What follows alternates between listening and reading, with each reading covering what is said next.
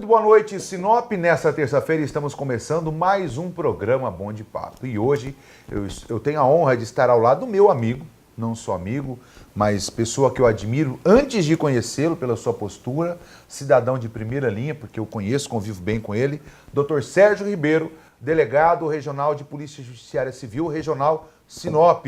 Vamos conversar com ele aqui hoje. Boa noite, doutor. Boa noite, Rúdio. Tudo bem? Prazer estar aqui com você de novo. Sempre é muito agradável falar com você. Já acompanho a sua carreira aí em todas as emissoras que você passou e sempre a gente está junto esclarecendo a população sobre os mais diversos assuntos que envolvem a Polícia Civil.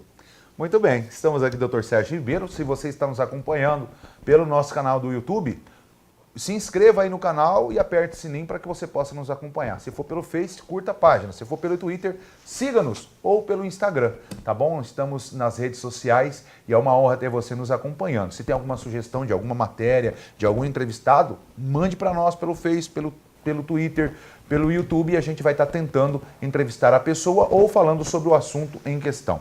Estou aqui ao lado, já disse, do Dr. Sérgio Ribeiro, Sérgio Araújo Ribeiro, né? Sérgio Ribeiro Araújo. Sérgio Ribeiro Araújo, nascido no dia 28 de junho de 1977, gaúcho, de Porto Alegre, Rio Grande do Sul.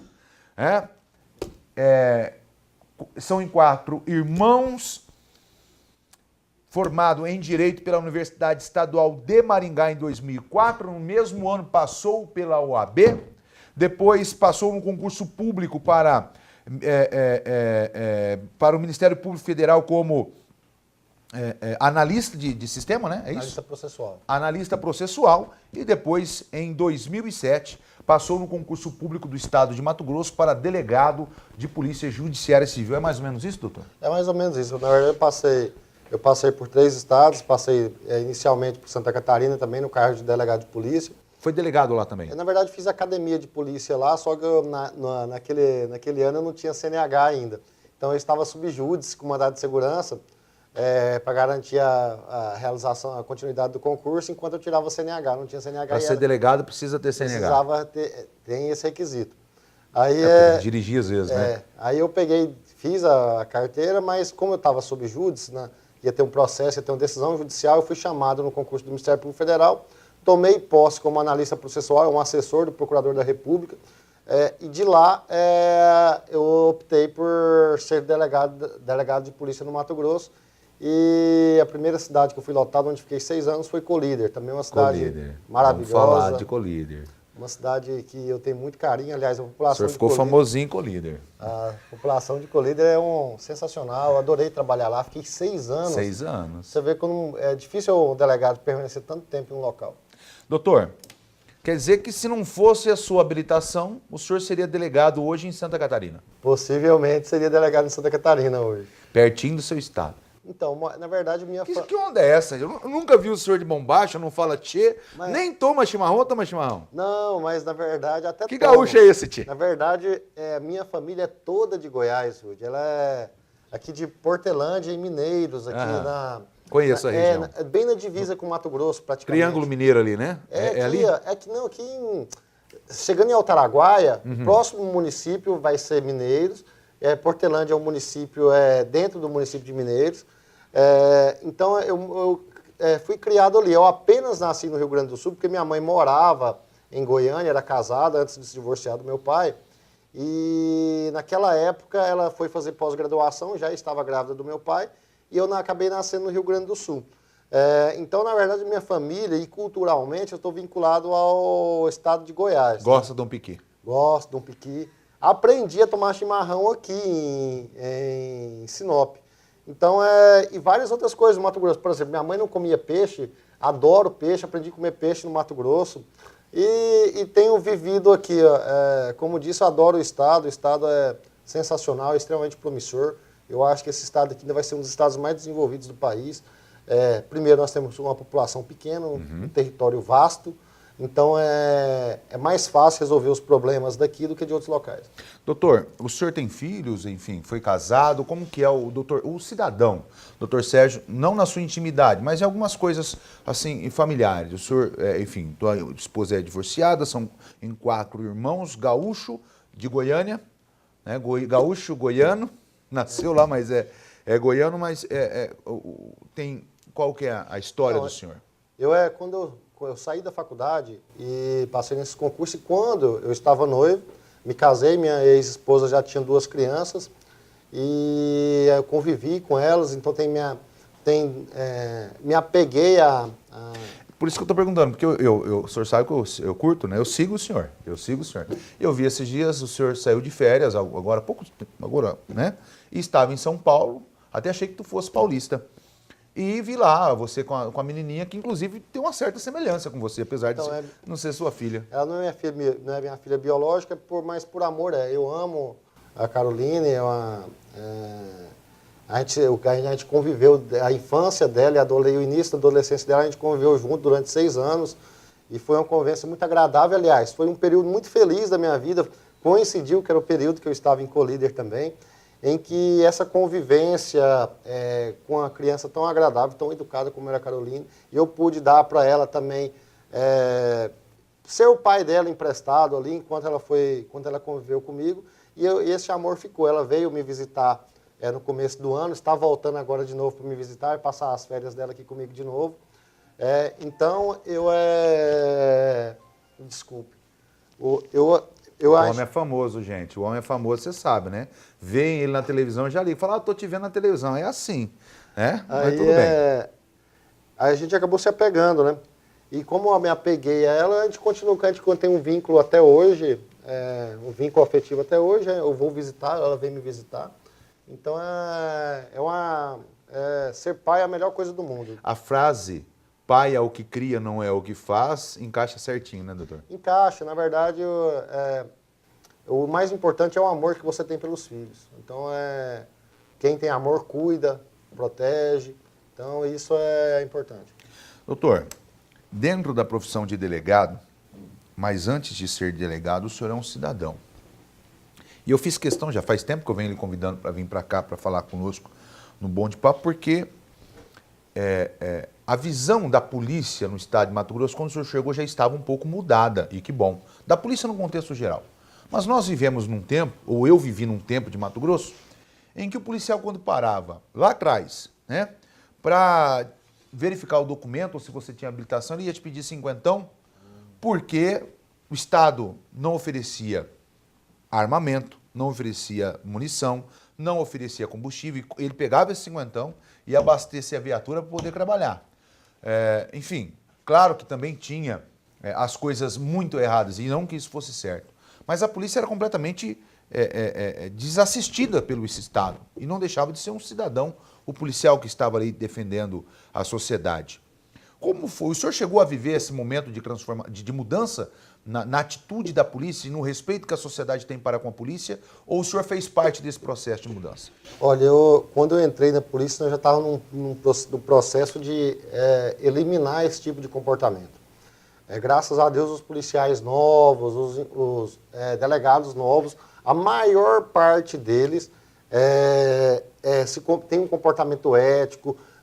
E realmente, durante um tempo, a gente ouve história dos policiais mais antigos que iniciaram com a polícia aqui há 30, 40 anos atrás, de que o Estado dava uma arma e a carteira de policial e falava, faz o seu salário, e às vezes nem pagava o policial e o policial tinha que sobreviver. Então, essa cultura inicial foi nefasta. Hoje, isso não existe mais. Eu até recomendo à população que sempre que foi exigido qualquer tipo de... Primeiro, o policial ele é remunerado pelo Estado, ele tem que viver com o seu salário. Quem não quer viver com aquele salário, que acha pouco, vai embora da polícia, saia fora. Deixa que tem mais milhares de pessoas que vão se contentar de viver com aquele salário e vão estar felizes. Então, hoje, nós não temos mais... Eu até recomendo às pessoas, olha, quando você for à delegacia ou abordado por alguém, primeiro, se você vai ser multado, vamos supor, o indivíduo foi multado por uma infração administrativa. Ele tem que pagar lá no Detran, pagar uma guia, paga no banco, não entrega dinheiro nenhum para o policial. O policial, o cara foi preso, tem que pagar a fiança. Paga, vai receber um recibo lá, o recibo de entrega de preso lá, o termo de fiança, sabe quanto que foi pago, aquele dinheiro que ele foi pago de fiança vai ser restituído, se ele cumprir as ordens judiciais, comparecer no fórum, vai ser restituído para ele, mas não se paga, não se dá bem nenhum para policial, para investigador, para escrivão, para ninguém. Isso daí, essas questões aí, tem que estar tudo documentado, tudo certinho. Então, eu até uma forma de orientar. Infelizmente, eu tenho dito que o brasileiro ele tem um problema ético, às vezes, muitas vezes. Muitas vezes ele está errado na conduta dele. Ele sabe, por exemplo, o policial chega lá e encontrou, vamos dar aqui um exemplo, na casa do cidadão, 10 caixas de cigarro contrabandeado. Ele fala, é melhor eu perder as 10 caixas de cigarro, pagando propina para o policial não ser preso, não ter que pagar com advogado e continuar contrabandeando, porque quando eu for pego para valer, eu ainda sou um réu primário. Quer dizer, o cidadão, não existe corrupto sem corruptor. Isso é fato também, né, doutor? Então, o que eu falo? A gente tem que mudar a cultura do brasileiro. Acabar. A gente tem que cumprir as regras, ter um comportamento moral e ético. Isso, graças a Deus, a todas as vezes que foi possível, nós fizemos prisões, assim, prendemos, inclusive, já policiais que tinham um comportamento inadequado. Então, eticamente, nós temos que respeitar as leis e ter uma conduta moral adequada. Na verdade, nós precisamos ser exemplos. E não só o policial, mas todos nós. O caos que nós estamos vivendo na política hoje é fruto do que a gente chama desse jeitinho brasileiro, que é o jeitinho de fazer as coisas de maneira errada. Ah, eu fiz errado aqui, eu conserto ali, faço isso aqui. Então, isso não pode. A cada pessoa, a gente tem que nos pautarmos pelo que é correto, fazer o que é certo, e quando cometer um erro, ser responsabilizado e penalizado pelo erro, e não procurar atalhos para isso. Então, na verdade, às vezes o indivíduo é abordado embriagado e vai ser preso, vai perder a habilitação e recorre a esse tipo de atitude. Tanto o policial, como você disse, tanto o corruptor como o corrupto estão cometendo crime, e os dois têm que ser presos. Doutor, eu não é que seja obrigado, mas eu acho até pelo que eu conheço o senhor, pelo que eu sei da sua idoneidade, não estou aqui puxando o saco não, gente. Doutor, quem me conhece sabe que eu não sou de puxar muito saco, por mais que seja autoridade ou não. Mas as pessoas que eu gosto, que eu admiro, eu gosto e admiro, e o doutor Sérgio é uma dessas pessoas que eu gosto e admiro. Não muito tempo atrás, teve um episódio que viralizou também, de forma talvez negativa, e que eu acho que muitas pessoas não tiveram a oportunidade de ouvir a sua versão. Eu até rodei a matéria aqui, no final falei, olha, eu conheço o doutor Sérgio e vou aguardar uma posição dele para falar sobre o assunto. Foi uma questão de um pedágio em que aparece lá uma imagem daquele fato. O que de fato aconteceu, doutor? E para aquelas pessoas que de repente não tiveram a oportunidade de ouvir a sua versão, o que o senhor tem a dizer a respeito daquilo, se é que a gente pode falar sobre esse assunto? Não, então eu não tenho problema nenhum em falar sobre isso. Na verdade, nós estávamos em uma viatura regular, cadastrada, com os documentos em dia, tudo certo. E os policiais, eles têm direito de passagem pelos pedágios. Por quê? Vamos dar um exemplo que teria o que aconteceu uma semana antes daquele fato que aconteceu com a equipe de policiais que eu estava. Estava eu e mais 2 delegados no carro. Nem era eu que estava dirigindo. Só que aconteceu, o delegado que estava dirigindo pegou e se identificou para a funcionária do pedágio e disse, olha, eu sou delegado, esta aqui é uma viatura, ela tá registrada, está aqui o documento, está aqui o meu documento pessoal de delegado. Tá. Ele fez o procedimento certinho e falou, e solicitou a passagem. A pessoa que estava atendendo, ela se recusou a deixar a viatura passar, falando que a viatura não estava cadastrada. Mas aquela viatura já tinha passado por aquele pedágio mais de 10 vezes. Então, como que está lá no meu sistema, a mesma viatura já passou ali várias vezes, e hoje, nas outras vezes estava cadastrada, e nessa de hoje não está. Então, na verdade, foi um erro. E quando a pessoa, o delegado argumentou, e ficou lá 15 minutos, 20 minutos argumentando, e a pessoa tratou ele com ironia, com descaso, e como tem um crime chamado constrangimento ilegal, a pessoa, nós tínhamos direito de passagem, ela não poderia impedir. Na verdade, isso é uma coisa que nós temos que pensar para todos os cidadãos. O pedágio lá é uma cobrança, é uma taxa.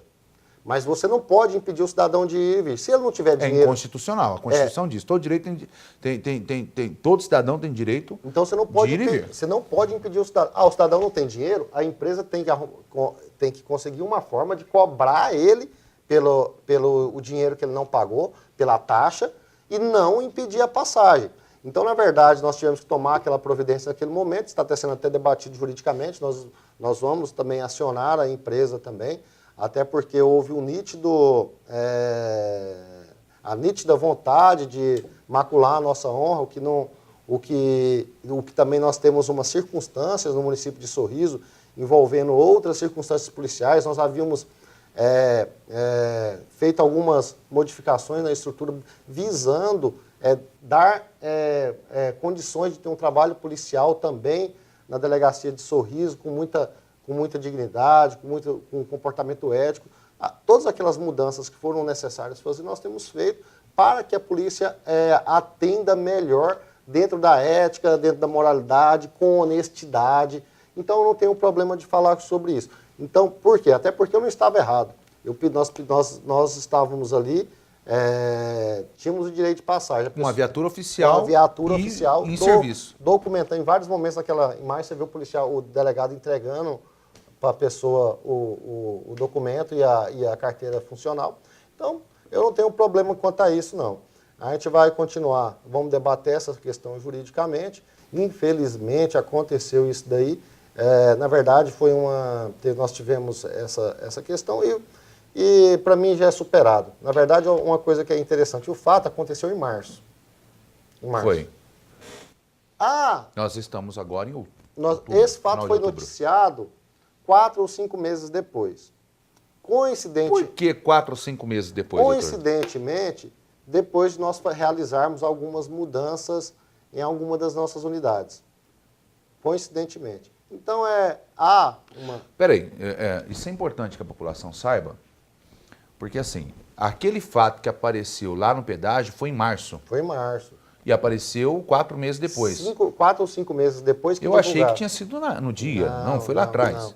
Você acredita que tenha sido represália de próprios policiais com condutas talvez não corretas, tentando derrubar o senhor ou denegrir a sua imagem por conta da sua posição? Na verdade, tentaram denegrir minha imagem e alguém, por conta de mudanças que nós fizemos, não tem como a gente provar essa situação, mas é muito estranho que um fato, você imagina o seguinte, ano passado, digamos que eu tenha estacionado em uma vaga proibida, um lugar proibido.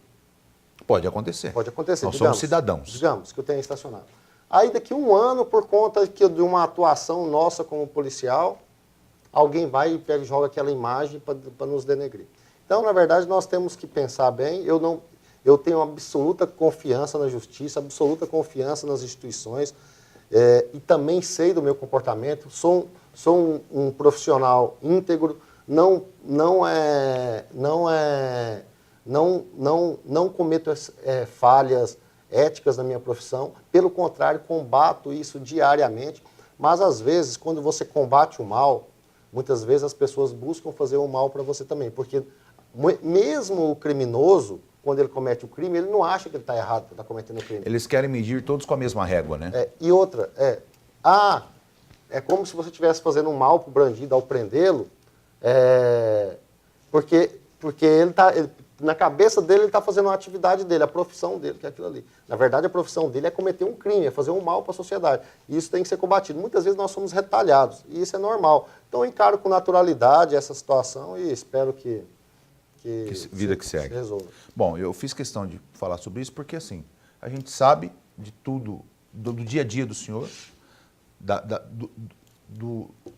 desculpa a palavra, mas já estamos depois da 9, acho que já pode até colocar de 12 anos, o tesão que o senhor tem pela profissão. Né? O senhor a gente costuma dizer no jornalismo, tem jornalista que é tarado, e nós já falamos sobre isso. E tem policial que é tarado. Por exemplo, se eu sei de uma matéria que aconteceu um fato e é meia-noite na minha casa, eu não vou conseguir dormir. Eu posso até não ir fazer a matéria, mas eu não vou conseguir dormir, eu vou ficar no celular, vou ficar incomodando o policial que está de plantão, porque eu não fui, mas eu quero saber de tudo. Mas se eu tiver de plantão, eu não conseguiria dormir sem resolver o problema. E tem algumas pessoas nas profissões que são assim. E o senhor, a gente convive, já até conversamos sobre isso, somos desse tipo de perfil, como era o França, policiais que são tarados ou apaixonados de tal forma pela profissão, que fazem de tudo para ser exemplo dentro dela e referência dentro dela. Depois do intervalo, estou conversando com o Dr. Sérgio Ribeiro Araújo, Tá certo agora? Sérgio Ribeiro, eu chamo só o doutor Sérgio Ribeiro. Doutor Sérgio Ribeiro Araújo, delegado de polícia do estado de Mato Grosso e responde pela Delegacia Regional de Sinop. Vou para o intervalo e na sequência eu quero falar sobre um vídeo que ele fez em Colíder, quando entrevistado, e você vai ver o vídeo de novo, em que ele chega a pua na pilantragem, e ele tem uma frase bonita, aqui o crime não prosperará. E vamos falar um pouco sobre essas frases dele, depois do intervalo voltamos em 2 minutos. Muito bem, estamos de volta aqui no Bom de Papo nesta terça-feira. Para você que está me acompanhando pelo YouTube, nosso canal no YouTube, no Facebook, no Twitter, curta, siga-nos ou se inscreva em nosso canal. É uma honra ter você. Estou aqui ao lado do Dr. Sérgio Ribeiro, gaúcho de Porto Alegre, goiano. Opa. Família goiana, nasceu em Porto Alegre, no Rio Grande do Sul. Delegado de Polícia Judiciária Civil do Estado de Mato Grosso e responde pela Delegacia Regional de Sinop. Mas ele hoje é conhecido no Brasil inteiro por conta de um vídeo que foi postado no YouTube, num canal no YouTube, de uma TV de Colíder, salvo engano, por uma entrevista dada a ele. Você vai ver o vídeo daqui a pouquinho, mas antes de chamar o vídeo, doutor, o senhor esperava toda aquela repercussão no vídeo? Não, na verdade eu dei aquela entrevista de maneira espontânea na hora, né? Na verdade, naquela época eu acumulava 6 comarcas, então nós trabalhávamos muito, porque o que acontecia? Eu era responsável por Colíder, Itaúba, Terra Nova, Marcelândia, Colíder, Itaúba, Terra Nova, Marcelândia, Nova Santa Canaã? Helena. Não, Nova Canaã não, Nova Santa Helena, e eram 6... Guarita. E Nova Guarita. Então eram 6 municípios. Então, na verdade, você não descansava muito. Então, quando nós fizemos aquelas prisões, na verdade é uma questão que nós temos que debater nacionalmente, a questão do adolescente infrator. E aqueles adolescentes cometeram um crime, estavam traficando drogas junto com outros criminosos lá. Nós efetuamos aquela prisão e aconteceu tudo que tinha que acontecer ali. Eu acabei dando aquela entrevista, não tinha nem noção e a entrevista viralizou realmente e causou até um debate até no Congresso Nacional relacionado à questão do adolescente infrator.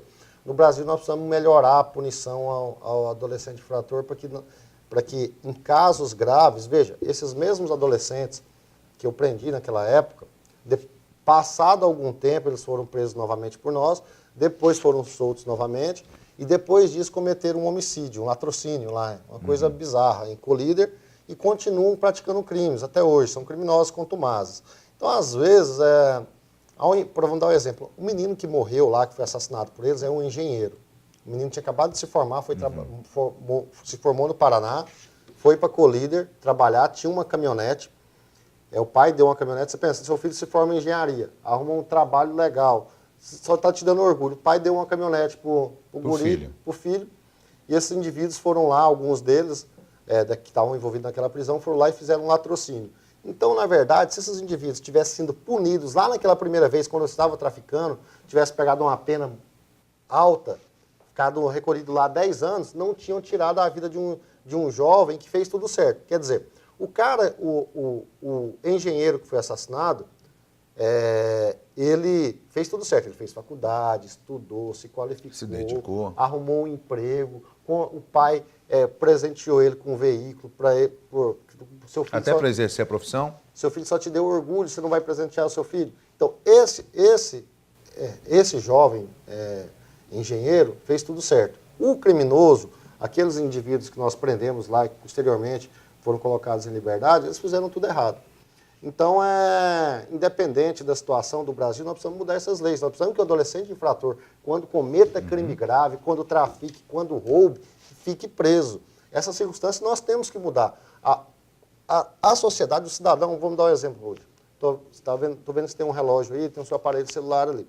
Você trabalhou, teve os frutos do seu trabalho lhe proporcionaram ter o relógio, ter o carro, ter a casa, e ninguém, absolutamente ninguém, pode retirar isso de você à força, usando violência ou grave ameaça. Quando um jovem faz isso, ele tem que ser punido. E a punição no Brasil não existe pena de morte, não existe pena física. Então, o que existe é o cárcere.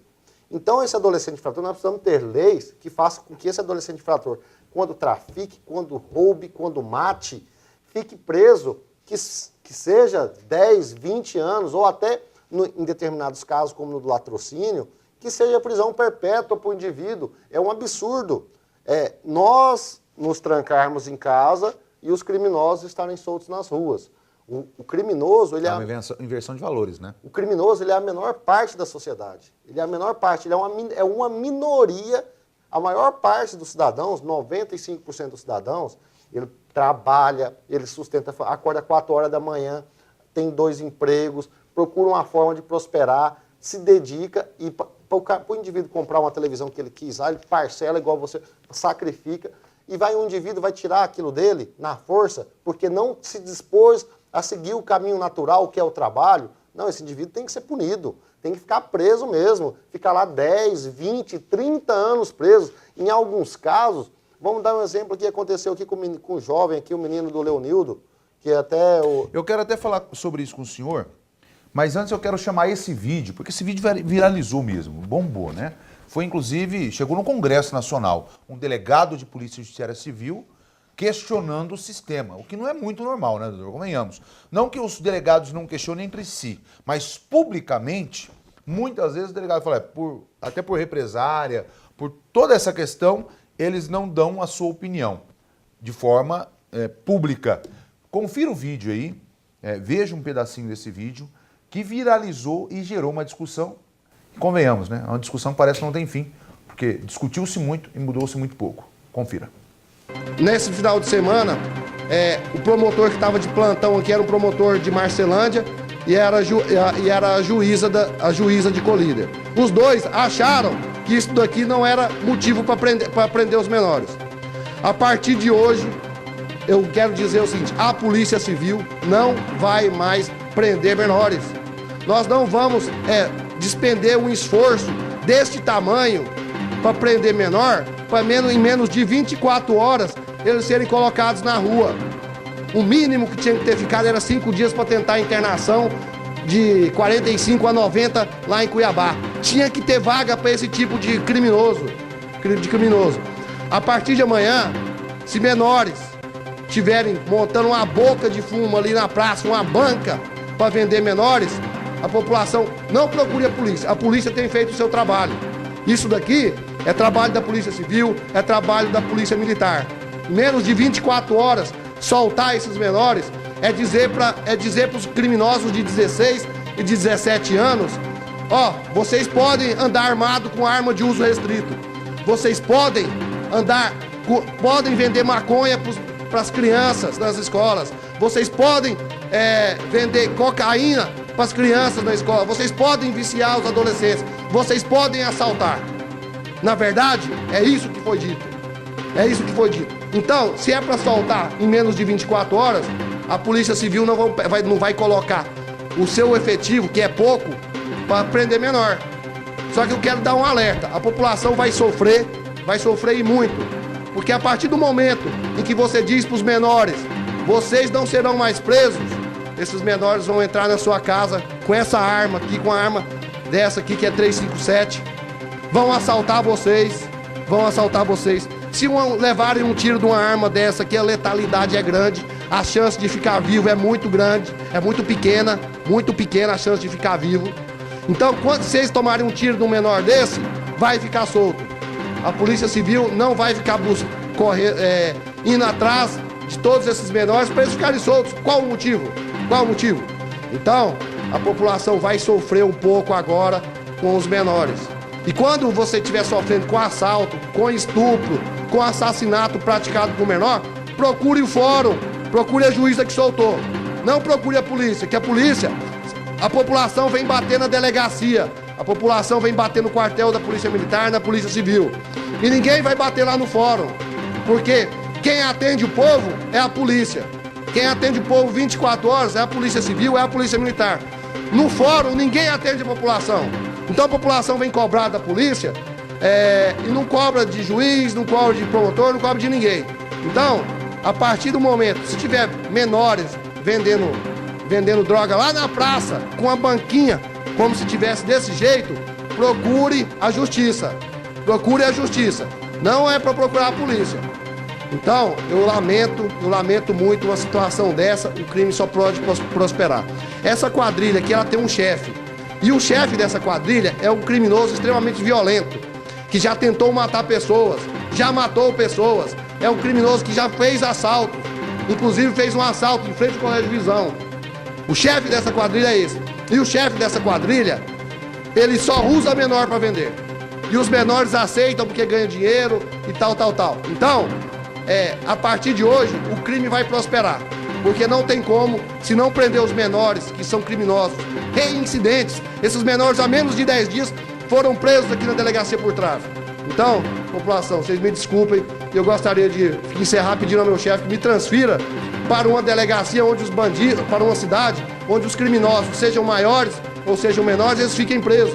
Porque senão, vocês vão destruir um delegado que trabalha, um delegado que tem vontade de trabalhar.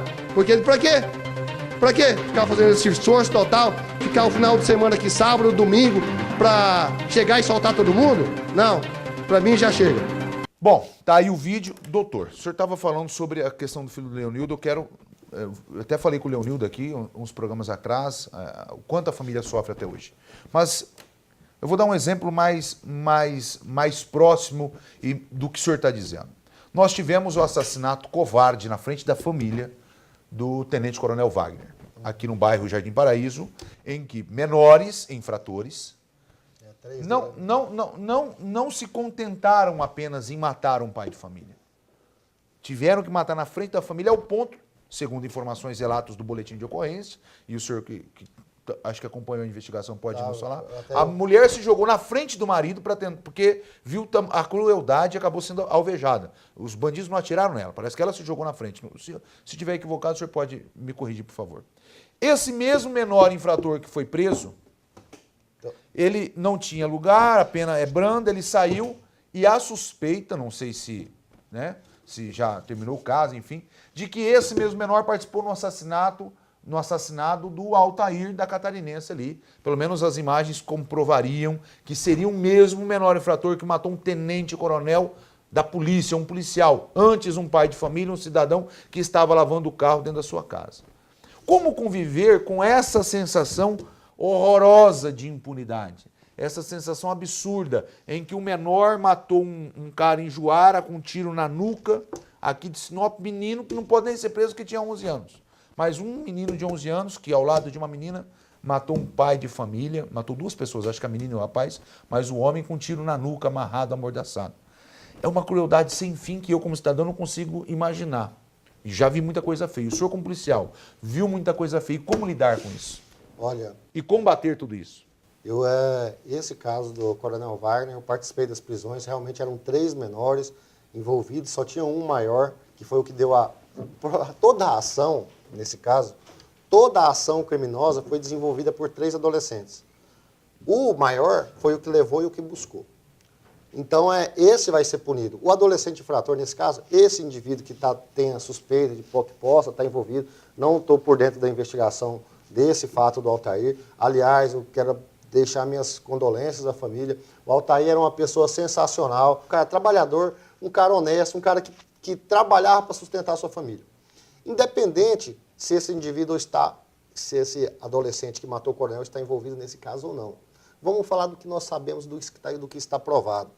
Ele matou o Coronel Wagner, ele praticou um assalto a banco, foi preso, foi detido, inclusive foi alvejado por um policial. Acho que o Sicredi, no Bradesco. Durante um assalto a banco no estado de Mato Grosso. Uhum. E este indivíduo, mesmo um adolescente que praticou um latrocínio, covarde, assaltou um banco e esse adolescente está em liberdade até hoje. Então, está tudo errado. Nós temos que dar valor e proteger o cidadão honesto. Nós, nesse país, nós criamos uma cultura de tratar o criminoso como um coitado. Criminoso não é coitado. Criminoso, o pessoal fala, o cara não teve oportunidade na vida, veio de uma família pobre, por isso ou não sei o quê, e virou criminoso. Eu vim ter minha primeira bicicleta quando eu pude trabalhar para comprar. Isso é um discurso de legitimação da atividade criminosa. É um discurso de legitimação da atividade criminosa. Tipo assim, se você era pobre e virou bandido, você é um coitado. Essas ONGs que defendem com tanto amor, com tanta veemência, lá no Congresso e consegue fazer com que leis que sejam mais rígidas não prosperem. Não passam. Eu fico revoltado com essa situação, porque, olha, veja, esses adolescentes aí, hoje, vamos desmascarar o discurso. Isso é um discurso da esquerda. Eu não tenho nenhum problema com a esquerda, nem com a direita, mas é um discurso que diz o seguinte, o indivíduo veio de uma família pobre, não teve oportunidade e virou bandido. 98% da população vem de origem humilde e é trabalhador. E outra, quando vai fazer as pesquisas sobre criminalidade, apenas 1,5% dos crimes tem origem na desigualdade social. O resto é escolha racional. O que quer dizer isso? No momento... Quer dizer, peraí, porque o cidadão entenda que é importante essa informação, porque nem eu sabia, eu convivo uns dias no meio disso. Vamos colocar, de cada 100 crimes ou 100 criminosos, 1,5% é por questões sociais, que ele não teve oportunidade, e aí, por uma fuga, ele começou roubando no real e depois chegou a roubar um banco. Isso. No caso. Desigualdade. Né? Desigualdade. 98,5% dos criminosos é por opção racional. Escolha Não, racional. eu quero ser bandido. É escolha racional. Entre o indivíduo optar em... Isso são estudos. Estudos. Entre o indivíduo optar em exercer um trabalho e praticar um crime, veja, é muito mais difícil você ter que estudar, trabalhar de dia, estudar à noite muitas vezes, fazer faculdade do período noturno, para ganhar, às vezes, 5, 10 mil reais por mês. Isso é salário de bacana. Salário de bacana. É difícil. O cara tem Nesse Brasil de hoje, 5 mil é salário de bacana. O cara tem que se esforçar muito. O bandido, ele vai lá, pega uma arma, rouba um veículo, leva na Bolívia, troca por droga e adquire lá, pega um carro, uma caminhonete, igual naquele caso do Leonildo, ia trocar por 30 mil reais. Os caras iam levar 10 mil reais cada um. Quer dizer, é mais fácil, durante um dia, você exercer uma atividade dessa que não precisa de qualificação, o cara precisa ter coragem. Na verdade, ele tem que ser desqualificado mesmo, né? Precisa ter um... E não ter pudor. O indivíduo não tem que ter moralidade nenhuma. Vai lá, pega uma arma, toma algo de alguém, vende E às vezes executa esse alguém que é pior. Então, para o indivíduo, é muito mais... Por que o criminoso que se acostumou nessa vida, de nenhum dia ele faz uma atividade dessa, vamos dar um exemplo, acabou de acontecer um roubo, agora há pouco, lá em Feliz Natal, na lotérica. Está acontecendo, os policiais estão atrás e tal. Roubaram da lotérica 30 mil reais. 30 mil reais. Entraram lá os indivíduos na lotérica, roubaram os 30 mil reais.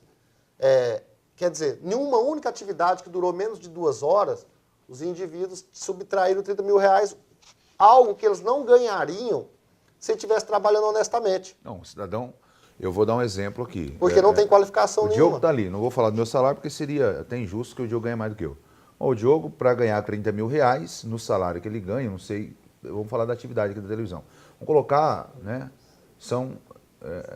não dá 3 anos, né, Diogo? Você ganha mais vamos colocar aí R$ 1.500, que é um salário e meio hoje. Vamos colocar, né? São 15 mil, daria 10 meses, 18 mil, vai praticamente 2 anos. Trabalhando. 2 anos trabalhando. E o indivíduo pega esse dinheiro lá, toma Chega de alguém. bem 2 anos pelo 13º férias, mas 1 ano e meio. 1 ano e meio. É dia 1 ano e meio. É dia para o cara trabalhar. Então a atividade do trabalhador, ele é muito mais difícil. Então o cara procura uma facilidade, por quê? Porque ele não quer trabalhar, não quer estudar, ele escolheu aquilo lá. E a gente fica olhando para o criminoso, é um coitado. Gente, criminoso não é coitado. É pilantra. Criminoso tem que estar atrás das grades. Ladrão, para mim ladrão, nenhum deles, nenhum assaltante ficaria menos de 30 anos preso. Tinha que ficar 30 anos preso. Agora, por que nesse país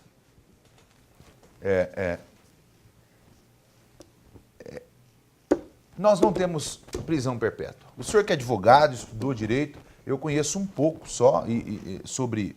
a gente conhece pela convivência, estuda um pouco de direito, porque a profissão exige, como eu fui repórter policial há muito tempo, eu preciso ter alguma noção, né? Até tento não saber muito o que é um 57, um 55, essas coisas, porque eu acho muito ridículo tudo isso. mas enfim. Até descobri que um 5.7 é assalto à mão armada, e um 5.5 é a mão armada, é o contrário. Um 5.5 é furto e um 5.7 é mão armada, né? Tanto que até tem um criminoso no Rio de Janeiro, o 5.7 lá, o famosão, o tudão. Por que nesse Brasil não tem prisão perpétua, apenas tratamento, que daí dura a vida inteira para um bandido que é considerado psicopata? Mas daí tem que ser psicólogos e não a criminalidade, não o crime que ele cometeu. Por que não tem prisão perpétua? Nesse caso, foi uma opção constitucional nossa, em 88. E a Constituição não permite, inclusive. Não permite. Né? Teria que fazer uma mudança radical. Teria que ter uma mudança constitucional. No caso nosso, nós precisamos aumentar o limite de cumprimento de pena total. Nem pode mais que 30 anos então, um cidadão. Hoje o indivíduo fica 30 anos só preso. Mas vamos pensar aqui, ó. Vamos pensar no caso de Mato Grosso. Por que hoje nós temos, vamos dar o exemplo de Sinop, nós temos lá no presídio, o presídio tem vaga para 300, tem 900 pessoas recolhidas ali. Quer dizer, está superlotado. Vamos fazer um cálculo e olha como a política é importante. Como a política é importante. O cidadão não dá muito moral à política, às vezes não se importa em quem vai escolher. E olha, só no governo anterior, estima-se que foi roubado dos cofres públicos de Mato Grosso mais de R$1 bilhão. 1 bi. 1 bilhão. Vamos colocar isso aí, pegasse esse dinheiro, só o que foi roubado, que foi pro lixo, que foi para a conta dos ladrões. Só são políticos esse caso, não vamos do time, são políticos de gravata, são políticos, são os bacanas.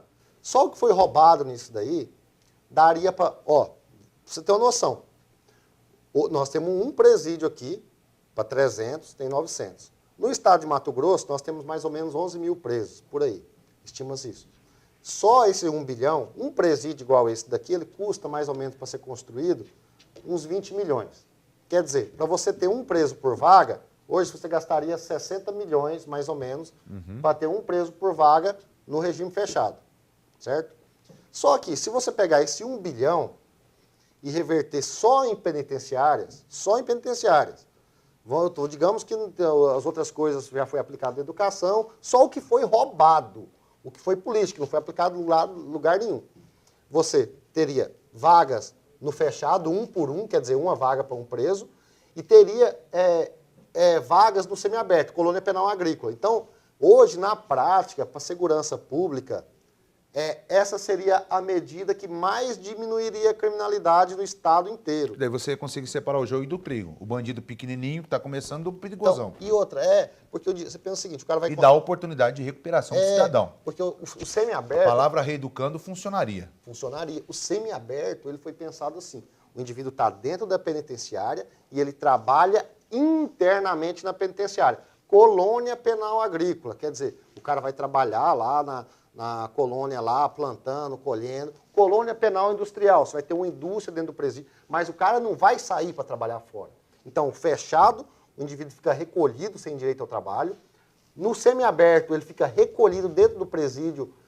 Pelo menos é isso que diz a lei. É o que diz a lei. Ficaria recolhido na colônia penal agrícola, trabalhando. Ou industrial. E o aberto, ele trabalha fora e dorme na casa de albergado. É esse o sistema que nós teríamos na lei. Como nós não temos isso, o indivíduo só cumpre o que está no fechado. Então ele cumpriu, em regra, 1/6 da pena no fechado. Como não tem o semiaberto, ele vai direto para o aberto. Aí você coloca, o cara que devia estar preso está usando tornozeleira. Por quê? Porque nós não fizemos o dever de casa, nós não construímos o que tínhamos que construir. E virou o caos. E virou o caos. Então, isso hoje aí, Rude, seguramente seria esse 1 bilhão que foi roubado, se fosse só nesse ponto, só em penitenciária, nós reduziríamos a criminalidade do Mato Grosso para níveis de país desenvolvido. E esse 1 bilhão foi roubado em pouco tempo. Eu vou para o intervalo comercial e eu volto na sequência falando, agora sim, estamos falando de política, né? Políticas públicas, mas vamos falar de política sobre essa situação caótica em que a polícia está investigando o Brasil junto com a justiça e o que esperar do Brasil e o que fazer quando o criminoso usa gravata e tem foro privilegiado. Voltamos em instantes. Estou conversando aqui com o Dr. Sérgio Ribeiro Araújo, delegado de Polícia Judiciária Civil do Estado de Mato Grosso. Voltamos já. Muito bem, estamos de volta com um bom de papo desta terça-feira. Estou aqui com meu amigo, também delegado, pessoa que eu admiro, Dr. Sérgio Ribeiro, delegado de Polícia Judiciária Civil do Estado de Mato Grosso e responde pela Delegacia Regional de Sinop. Dr. Sérgio, que viralizou, o Brasil inteiro conhece o homem, porque não só o Brasil, enfim, até fora do Brasil, por conta de um vídeo que ele fez em Colíder, condenando tudo isso que nós estávamos falando aqui no bloco passado, que é a impunidade, ou a sensação dela. Dizer que impunidade no Brasil não, porque temos algumas leis que punem, mas a sensação de impunidade. Nos acompanhe pelas nossas redes sociais, Facebook, curta a nossa página no YouTube, se inscreva lá e, tiver alguma sugestão de entrevista ou entrevistado, algum tema ou algum entrevistado, mande aí, a gente vai tentar, na medida do possível, dentro das nossas possibilidades, tirar as suas dúvidas e levantar o assunto que você vai nos indicar. E no Twitter também, siga-nos, vai ser muito bom ter você nos acompanhando em nossas redes sociais, tá bom? Doutor Sérgio, estávamos falando aqui da sensação da impunidade. Tudo bem, doutor? Nós chegamos a uma conclusão de que apenas 1,5% é pelas questões sociais e 98% é racional. Olha, eu sou racional. Se eu sou racional, eu sei, por exemplo, se eu estou numa cidade em que tem, de cada 10 bandidos, 2 morrem em confronto com a polícia, se eu sou racional, tudo que eu faço, eu posso fazer tudo, menos ir para um confronto com a polícia, porque a possibilidade de eu morrer está em 20% de cada 10. Concorda? Então, mas no Brasil, o bandido sabe que ele agora tem, e eu queria falar disso, a tal da audiência de custódia. O senhor prendeu, cara, se eu estiver equivocado, o senhor me corrija. Eu até mostrei o documento aqui no programa semanas atrás. O cara foi lá na minha casa, matou o meu filho, ou matou eu, roubou minha casa, o senhor foi lá, prendeu o meliante em delito flagrante, ele tem que ser levado para o juiz, para que o juiz pergunte, você foi bem tratado pela polícia? A polícia explicou os seus direitos? O senhor está bem? É isso que tem que ser feito a partir de agora? Não, o criminoso vai ser apresentado à autoridade judiciária em menos de 24 horas, que é o período penal. Não importa o crime que ele cometeu. Não importa o crime que ele cometeu. E a autoridade vai recebê-lo, verificar as condições das prisões e entender se é caso de manutenção da prisão ou não. Na verdade, se não tiver um juiz? Vamos supor que o juiz não atendeu o celular, apesar que ele está de plantão, mas ele não fica lá no fórum, né? Na grande maioria. Do Brasil, os caras não ficam fora, ficam em casa, Meu celular está aqui, vamos supor que acabou a bateria, aconteceu uma tragédia. O que faz? Aí pode prender. Então, o indivíduo foi preso, vai ficar preso e vai ser apresentado nessas 24 horas. Então, você tem um lapso temporal para apresentá-lo. Se não der para apresentar nas primeiras 6, se apresenta nas outras 6, mas vai dar para apresentar até porque... E não pode levar para ferrugem, não, nesse caso. Vai para a audiência de custódia, depois da audiência de custódia o juiz decide se ele vai ficar preso ou não, e depois disso aí que ele vai ser recolhido ou não no presídio. A audiência de custódia foi uma bandeira defendida pelo Ricardo Lewandowski. Eu acho que eu discordo um pouco de como é feita essa questão, mas... Eu respeito o senhor. Eu sei que ele é um ministro, inclusive ele pode mandar prender eu de lá. Você foi contra mim e mandar me prender. Que ele é o cara do STF. Né? Ele é o cara. Mas eu acho um absurdo não querendo tolir os direitos de qualquer cidadão. Não, então... Mas o cara foi pego em delito flagrante. Nós não estamos falando de uma investigação que pode ter erros ou vícios. O cara foi pego ali, com a mão na botija, com a mão na massa. Então, na verdade, a gente volta para as questões estruturais, né? Porque, veja, nós estávamos falando agora há pouco sobre a questão do presídio. Hoje, se nós só cumprirmos os mandados de prisão de pessoas que estão com o mandado de prisão em aberto, nós temos que soltar todos que estão lá.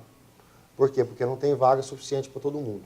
Então, as questões estruturais acabam impactando na segurança pública. Era necessário que nós investíssemos nessas áreas, que investíssemos também na melhoria da investigação, do policiamento, e também que nós vislumbrássemos e começássemos a ver a polícia com outros olhos. Porque nos Estados Unidos, ou nos países desenvolvidos, para não falar dos americanos, porque se eu tivesse que ir para um país, eu não iria para os Estados Unidos, eu iria para outro país, eu ia para a França, eu ia para a Espanha, eu ia para a Itália, não iria para os Estados Unidos. Então, nos países desenvolvidos de primeiro mundo, quando a polícia prende um bandido, que sabe que ele é bandido, e num confronto, e eu não defendo aqui esse tipo de violência, eu acho que confronto é confronto. Se eu estou armado, sou bandido, o senhor é policial Eu penso que o policial fala assim, se é para chorar, que chora a mãe dele. E o bandido também pensa da mesma maneira, né? O bandido quer que a sua mãe chore. Um exemplo. Não sei se o senhor já passou por essa situação de ter que trocar tiro com um meliante, com um bandido. Mas ali, a adrenalina total, não dá para pensar onde vai acertar, se é na canela ou no pé. É se salvar e defender o estado de segurança. Nos países desenvolvidos, quando acontece isso, o policial, ele é, quando não promovido, quando não recebe medalha, quando não ele é aplaudido pelas cortes. No Brasil ele é marginalizado, pelo menos é essa impressão que dá. E como que o policial se posiciona a isso? O que está acontecendo com os policiais? E olha, vai chegar um momento, eu até penso que se a gente não mudar a situação das coisas, porque o crime está se organizando no país inteiro. Nós estamos tendo quadrilhas que já estão se ramificando para todos os estados, nós temos estamos tendo quadrilhas se organizando no Mato Grosso do Sul. Organizadas mesmo. Se organizando. Se não melhorar a situação e se a gente não passar a encarar a segurança pública com profissionalismo, com propriedade, é necessário perseguir quem comete crime e não quem combate o crime. Então, o que está acontecendo com os policiais? Os policiais chegam um momento que ele pensa o seguinte, se eu dirigir, está tendo um assalto, se eu dirigir em alta velocidade e perder o controle do carro, eu vou ser punido. Então eu vou a 60 por hora. Em nenhum momento tem nada na lei falando que o cara tem que chegar a dirigir em excesso de velocidade para atender uma ocorrência no menor tempo possível.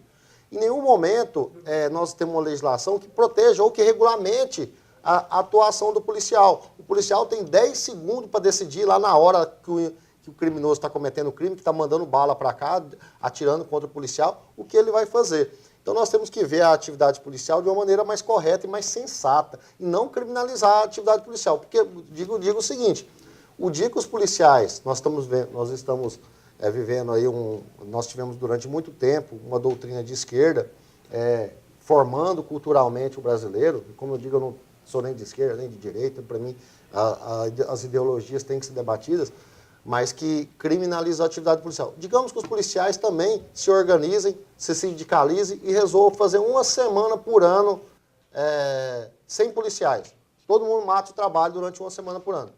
Você acha que aconteceria o quê com o cidadão? Um caos. Tem até um filme que eu li sobre isso, em que tem um dia, acho que nos Estados Unidos, o dia livre para matar. Vira um caos, né? A salvaguarda... Seria aquilo no Brasil, hein? A salvaguarda da população é a polícia. A última anteparo contra o caos, contra a criminalidade é a polícia. Se nós fragilizarmos as instituições policiais, se os policiais, ao invés de atenderem uma ocorrência para salvar uma pessoa do assalto, ficar com receio de ser punido, de ser processado, daqui a pouco os policiais serão todos covardes e quem vai perder é a população. Ao invés da população ser protegida, ela vai acabar o crime prosperando e a população estará cada vez à mercê do crime. Então, é necessário fortalecer as instituições policiais, ter uma forma de proteger os policiais também dessas questões, porque o policial não quer matar ninguém, o policial não quer agredir ninguém, o policial quer fazer a função dele, prender o cidadão, até porque quando vai sair prender um assaltante, fala, parado, polícia, o cara atirando em você, não dá para você... chega lá e fala, por favor... Eu vi um áudio sobre... Um vídeo, na verdade, sobre isso numa coletiva, em que o policial fala assim, olha, a gente mandou róselas de pétalas para ele, não sei se vocês viram esse vídeo, né? Viu?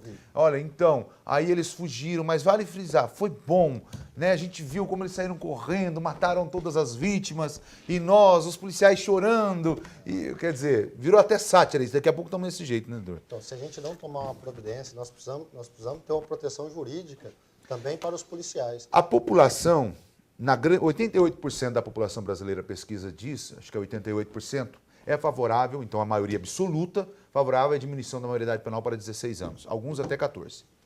A maioria absoluta da população é favorável ao armamento, que o cidadão de bem, dentro de um trâmite, tenha a condição de ter uma arma em casa, ou o porte de arma. A maioria absoluta da população é favorável, por exemplo, à prisão perpétua no Brasil. Diante de tudo isso, e por conta da prosperidade e da organização da criminalidade, a gente vê no Brasil, agora nesses últimos dias, O Mourão fez um pronunciamento, algumas semanas atrás, até uma bandeira foi levantada em Brasília. A sociedade civil organizada, ou a sociedade brasileira, na sua maioria, e não é uma minoria, é a maioria absoluta, está querendo a volta do militarismo, né? O regime militar, se não total, parcial, para diminuir tudo isso que a gente está vendo, que é um absurdo, né? Como o senhor vê esse movimento? E se isso, nesse momento, na sua opinião como cidadão e policial, tenho conhecimento, seria bom para o Brasil esse choque? Olha, eu acho que nós temos que mudar e nós precisamos passar por um processo de depuração. Não dá para ficar do jeito que está. O que aconteceu? Estamos próximos do caos, né? O Congresso Nacional foi tomado e as instituições políticas foram tomadas por organizações criminosas que se locupletaram do Estado brasileiro. Veja se é possível um troço desse. Aquela situação do filme. 50 milhões a pessoa chegar num apartamento. Chega num apartamento. Eu só queria o endereço, gente. 51 mil. Se o cara tem 51 milhões em malas ali, se nós temos lá vários deputados. Será que é só aquele cara lá que levou aquele tanto de dinheiro? É doido, né? Como que esse país vai O sobreviver? filme Tropa de Elite tá real hoje, né? Achava que era ficção, se tornou real. Como é que um país vai sobreviver se nossos congressistas não estão dando os exemplos? É necessário mudar. A mudança, se vai ser através de intervenção militar, se vai ser através de eleições, que eu acho que quem tem que decidir isso é o povo brasileiro. O povo brasileiro se mobilizou para tirar do poder uma presidente, e o mesmo povo parece que está vivendo agora um estado letárgico, onde não consegue... Não perceberam ainda o caos. Perceber o que está acontecendo. Na verdade, nós precisamos limpar. Eu espero, nós temos uma próxima eleição aí, espero que o povo brasileiro renove. Troque todo mundo, coloque uma garotada nova lá, deputados novos, vamos tentar de novo. A democracia é um valor importante em si. Eu acho que não existe um outro sistema político mais adequado do que esse. Até hoje não inventaram nenhum. Até porque a democracia proporciona liberdade, proporciona inclusive que nós aqui estejamos defendendo mudanças constitucionais, coisas que em um regime autoritário não é possível. Então é necessário que a gente faça as mudanças dentro da democracia. Foi possível tirar um presidente, tiramos, se for necessário tiramos outro, e tiramos o congressista, mas quem organiza a criminalização, é a população. A criminalização, porque nós falamos aqui do latrocida, mas quanto não roubou um político que deixou de investir na saúde? A gente viu o caos aqui há poucos dias na saúde, quantas pessoas morreram por falta de saúde pública, e isso é um latrocínio, isso é roubar, é roubo seguido de morte, roubou dinheiro público e pessoas morreram. Se a gente for levar no frio, será que não seria também uma resposta à sociedade tornar o crime de colarinho, o crime de corrupção, crime hediondo, assim como outros crimes? Quem vai fazer essa mudança legislativa? É os próprios bacanas. Quem muda a legislação é o Congresso. Veja, nós estamos vivendo um momento agora que está tendo um enfrentamento entre o Congresso Nacional e o Senado Federal e o Supremo Tribunal Federal, numa questão de uma medida cautelar lá, que foi afastamento de um senador de um cargo. Veja, o indivíduo foi flagrado. E é uma questão que não tem, está provado. Teve autorização judicial para filmar um emissário, é a mesma coisa eu filmar, o cara ir lá buscar dinheiro, lá receber a província, pegou o dinheiro, pegou a mala, colocou o dinheiro o cara foi flagrado, o emissário dele recebendo dinheiro da propina. Ele confessou que pegou o dinheiro. O dinheiro foi para ele, mas foi um empréstimo. Teoricamente um empréstimo. Então, nós precisamos mudar esse estado de coisas. Então, em qualquer país sério, isso aí tinha sido resolvido, o indivíduo estaria preso. Mas nós estamos debatendo... E perdido o cargo, né? Perdido o cargo. As nós regalias. estamos debatendo se pode, se não pode. Por quê? Porque quem muda a legislação criminal é o próprio Congresso. Então, na verdade, nós precisamos que os nossos congressistas respeitem as leis e respeitem o cidadão. Não tenha medo dela, né? Justamente, respeitem. Eu quero agradecer ao senhor de coração pela honra que o senhor me deu de entrevistá-lo, de falarmos de temas tão importantes como essa questão da possibilidade, que é o sonho de todo brasileiro, de um país mais justo, menos com menos impunidade, porque a sensação que nós temos é de impunidade. Né? Não dá para dizer que o Brasil é um país sem leis, porque temos leis. É que elas parecem que não favorecem o cidadão de bem. E é importante porque o senhor tem uma liderança constitucional dentro da instituição que o senhor trabalha, e não chegou como delegado regional à toa, pelos méritos, pela capacidade, pela seriedade. Então é importante para que nós tenhamos uma visão daquilo que a polícia pensa e das dificuldades que a polícia está enfrentando no dia a dia, como o senhor mesmo disse, daqui a uns dias o policial vai estar desanimado de cumprir a lei, porque a lei o julga quando ele combate o crime. É um caos. Eu quero agradecer a possibilidade de falar com seus telespectadores, conversar com a população. Foi uma conversa muito agradável e a gente tem que esclarecer, como você disse aí, Rudy, nós precisamos mudar. Nós precisamos passar por uma mudança. Esse país, nós precisamos entender que a gente tem que valorizar o indivíduo trabalhador, o indivíduo honesto, o indivíduo que cumpre as leis, aquele cumpridor das suas obrigações. Aquilo que seus avós e os meus chamavam, o cara é homem. Ou, não, ele não dizia honrado, isso. honrado. Quando ele dizia isso, não era questão de ser homem ou mulher. Não era gênero. Não era gênero, era questão. O cara postura. Era postura. O cara honrado, que cumpria suas obrigações, cumpria seus deveres e tinha um papel correto na sociedade. Então nós precisamos voltar a valorizar o que é correto, o que é certo. Então, parabenizar você aí pelo programa, foi uma ótima oportunidade, agradecer aos telespectadores aí por nos ouvir aí todo esse tempo. Muito bem, conversei aqui com o doutor Sérgio Ribeiro Araújo, delegado de Polícia Judiciária Civil do Estado de Mato Grosso, que responde pela Delegacia Regional de Sinop, que são vários municípios aí do interior de Mato Grosso, e que, como ele costuma dizer, o crime não vai... Diga aí, doutor. Não, o crime não vai prosperar em Sinop. O crime não vai prosperar. Às vezes, escapola um pouquinho, mas está combatendo duro, né, doutor? Vamos levar à prisão. Hoje até tem que parabenizar a Polícia Civil de Cuiabá, que levou à prisão mais de 50 pessoas, criminosos. Então é isso que tem que ser feito. Porque o lugar de ladrão, o lugar de bandido é na cadeia. Na cadeia, bacana. Lugar de pilantra, onde se encaixa certinho, que dá certinho, que nem beijo bode, como a gente dizia lá atrás, é cadeia e pilantragem. Esse é o lugar deles lá. E que os de gravata, que têm acabado com esse país também, e eu acho que estão começando a virar a maioria os ladrões de gravata, também um dia possam ir para a cadeia. Gente, obrigado pelo carinho da audiência de cada um de vocês, obrigado a vocês das nossas redes sociais. Falei aqui com o doutor Sérgio Ribeiro, delegado de Polícia Judiciária Civil. Na próxima terça-feira eu volto aqui com um bom de papo e mais um entrevistado para você.